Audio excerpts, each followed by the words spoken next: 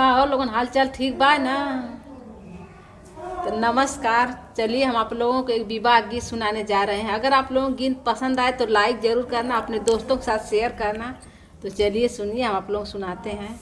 मचिया ही बैठेली बेटी बढ़ई तीन जरेली लंबी लंबी केस।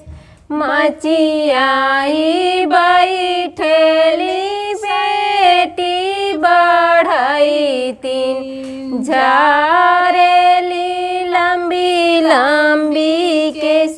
ऐसन महलिया मो छोड़ी कैसे रहबो, कैसे बीतैबो दिन रात। ऐसन महलिया मो छोड़ी कैसे रहबो, कैसे बीतैबो दिन रात। घर में से बोलेली बेटी कयामा, सुना बेटी अरज हमार। घर में से बोलेली बेटी कयामा, सुना बेटी अरज हमार। सोने का सुगनवा मोए का गढ़इबो, रखबो हृदय से लगाए। सोने का सुगनवा मोए का गढ़इबो, रखबो हृदय से लगाए। दुआरे से बोलेला बेटी का बाबा, सुना धानाया राज हमार। दुआरे से बोलेला बेटी का बाबा, सुना धानाया राज हमार।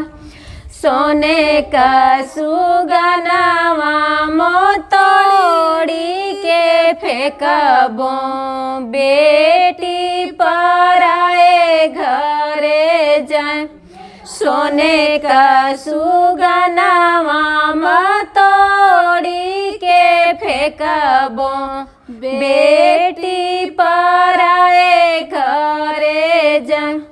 इतनी बचन जब सुनेली बेटी, सुना बाबा अरज हमार। इतनी बचन जब सुनेली बेटी, सुना बाबा अरज हमार।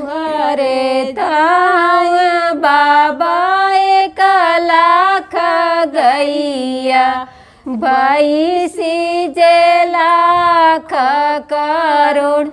तुअरे ताई बाबा एक लाख गैया, 22 जे लाख करोड़। इतनी सजीवा बाबा रोजनी बाहा, एक जीवा हमारो या पार। इतनी तजीवा बाबा रोजनी बाहा, एक जीवा हमारो या पार। जब तू ही रलू बेटी बारी दुलारी, रखली मो हृदय से लगाए।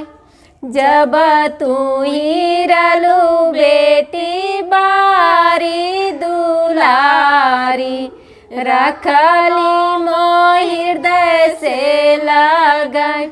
अब तू ही भैलू बेटी रिन्हाल भतवा, मोरे घरे रहलो ना जाए। अब तू ही भैलू बेटी री बातवा मोरे घरे रहलो ना जाए। तो दोस्तों गीत कैसी लगी कमेंट करके ज़रूर बताइएगा। फिर मिलते हैं अगली गीत में, तब तक के लिए बाय बाय।